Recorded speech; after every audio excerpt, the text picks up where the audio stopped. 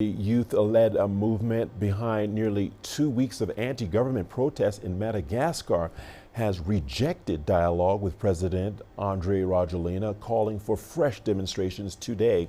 At the public meeting at the presidential palace on Wednesday, the president heard complaints from dozens of participants.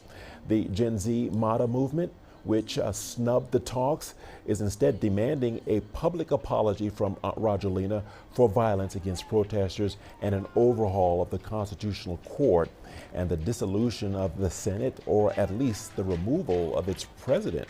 Rajoelina sacking his entire cabinet last week in an earlier bid to quell the unrest, and has now appointed new ministers to head the army, public security, and police. The protests initially triggered by anger over persistent power and water shortages and have now escalated into broader dissatisfaction over corruption, high unemployment, and the cost of living crisis. At the dialogue, President Rajoelina promised to resign if the capital was still plagued by electricity outages within a year. Je m'engage. I tell you, heaven and earth are witness. In the sight of God, I tell you, in 1 year's time, if there are still power cuts in Antananarivo, I will resign from my position as President of the Republic.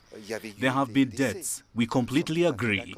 And I truly sympathize with the suffering and pain of the families who have lost loved ones. But I want to tell you that these deaths are not protesters. They are not students. They are rioters. They are the ones who looted. Ce sont ceux qui ont pillé.